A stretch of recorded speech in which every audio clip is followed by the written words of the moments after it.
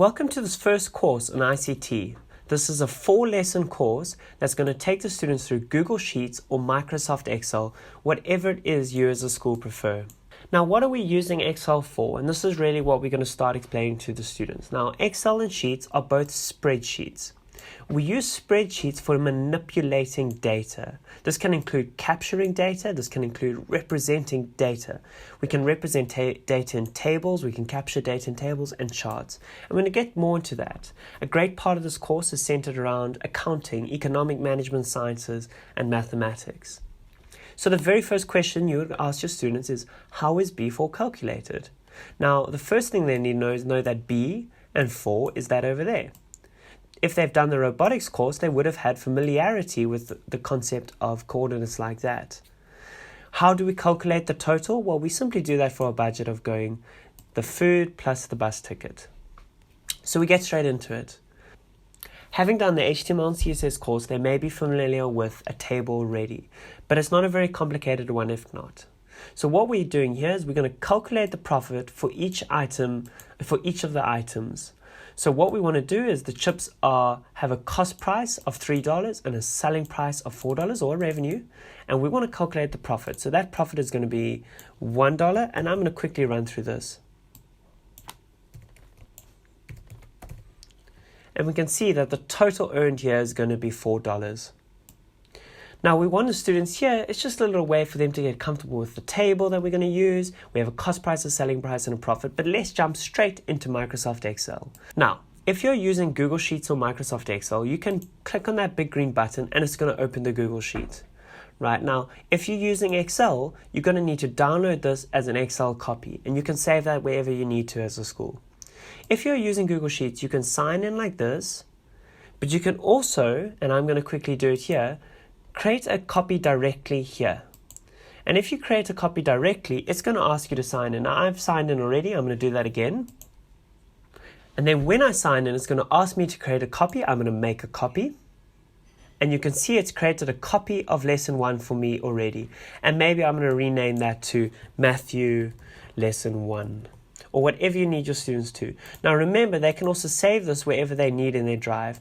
Importantly, if you are a Google school and the students are signing with their Gmail addresses, there may be permission settings that requires you to allow a student to access these documents.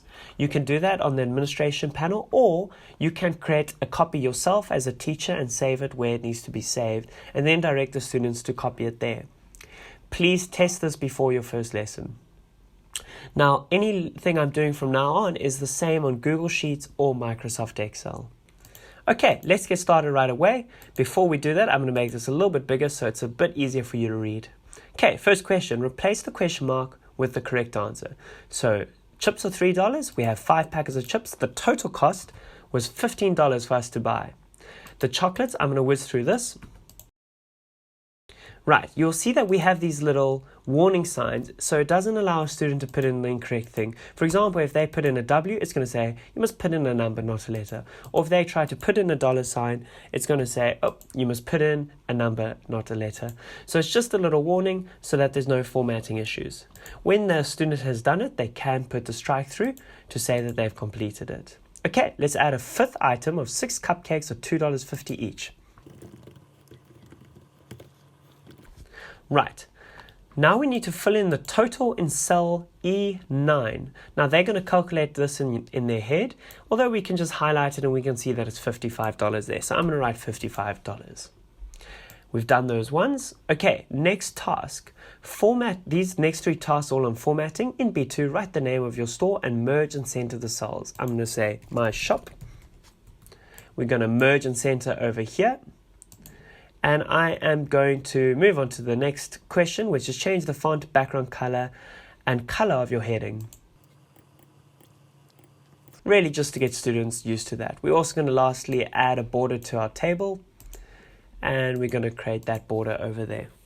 Now the question is, and we're leading the students into the problem, if we buy 10 more donuts, what is the new total? Okay, so donuts, we had 6, and it was $12. We're now going to add another 10, so it's going to be 16.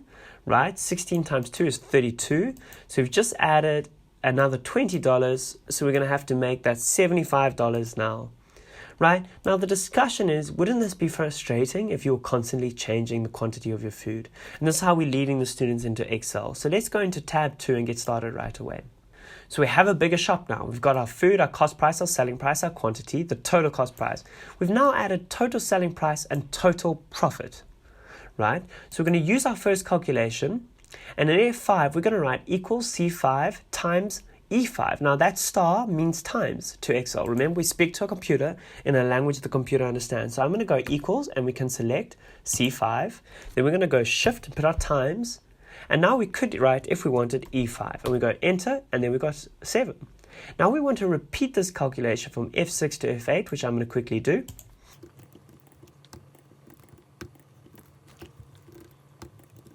Some of your students might be dragging and dropping, but we are not going to teach them that just yet. So we're going to now use our second calculation, where we are going to now find the sum, or we're going to add all of these questions to these total costs together to solve the total cost price. So we're going to go plus. There we go. We have our total cost, and that's $55. Perfect. Right? So now we want to use the same method to calculate the total selling price and the same method to calculate the total profit. So we're going to do that. And in the interest of time, I'm going to drag that across to the right. But they can go equals and adds everything, and they will see that it calculates that.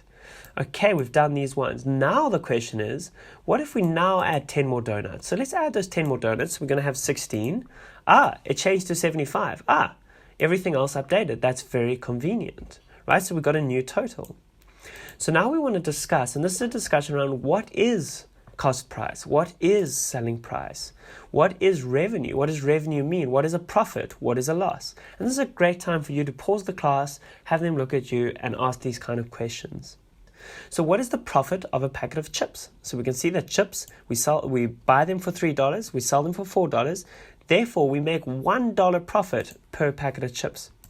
What is the profit on a chocolate? $1, we sell it for $1.50, so we're making 50 cents. What is the total profit on all cool drinks? So all the cool drinks, we had 4 of them, we're making a total profit of $4. Let's move on to task 3 or tab 3. Okay, we've got the same shop, but we've added a couple more items along the bottom. So we're going to use our first calculation, F5 equals C5 times E5. We're going to do this almost again. So F5 equals C5, and we're going to times it by E5, right? And we get $7, brilliant. But now we're going to use drag and drop. So we're going to now go drag and drop, and we're going to get this all the way down. Perfect. We're going to repeat the same for the total selling price and the total profit. So what is the total selling price? It's equal to the selling price times the quantity. And we're going to drag and drop that. And the profit, how do we calculate profit? Well, profit is the selling price minus the total cost. And we're going to drag that down. Right, so we've done it for the total selling price and the total profit. Now we're going to use our first formula. And that formula, right, now previously the students were going that plus that. And now you can see how this is not very fun anymore. We got to do that 10 times. So what we're going to show the students is we can just go equals sum. And it actually suggests, you can see Google here is suggesting, are you wanting to make the sum F4 to F13? So we could just click that, but I'm going to do it for myself. F4 to F13, we're going to go equals. Perfect. We got $110. That's our total cost price. Now we're going to drag and drop, not down, but to the right. So we're going to drag that across, and we get our total sum. Okay, how many rows and columns do we have? Now, some students might consider this a row, all of these are rows, or this a row. So we're just going to say that these are the rows here. There are 12 rows that we have there. You can even see the count on the right is 12. Even the count on the right is 12. So there are 12 rows. How many columns do we have? 1, 2, 3, 4, 5, 6, 7. There are 7 columns, no question there. Okay, this is really the challenge where you'll get to leave the students and really challenge them. You now have $500 to spend, so the total cost price needs to equal $500. You can buy more food items. What is the most profit you can make? So I'm just going to go here. I'm going to buy 50 of those. I'm going to buy 44 of those, 54 of those. And you can get as close as you really want to 500. I've just gone over there, so I'm going to only need 22 of those. But what they will see is that as they get close, they are going to, we still got to get closer. There, we've just gone under. So we're going to get close to $500, but our profit here can be changed. Now, some of these are making various profits. So the students will be able to spend quite a bit of time changing the quantities here to see if they can get a higher profit margin. It's a great challenge to have in the class to see who can make the most profit. So which item has the biggest profit margin? This is, again, it's another challenge. Which item here has actually got the biggest profit margin? It's a time where you can have a discussion around profit margin. So some of these items are making a $1 profit or a 50 cents profit. There's a $1 profit, but how do we calculate the profit margin? And what you can do here, you need not do this. This is a challenge for the students to figure out, but I will do it quickly. We're going to say the profit per item is that minus that. And we can see there that that is the profit. And the profit margin is when we calculate the percentage that that profit makes over the selling price. And then we can see that those are percentages, so we can change into percentages. There's a 40%, there's a 42% profit margin. So it's sweets that have the highest profit margin. But again, that's really a challenge for the students. And how much money did you make on market day? It's important that the students realize that they made the money that is the total profit, not the cost price, not the selling price. That is what they actually took home. Great.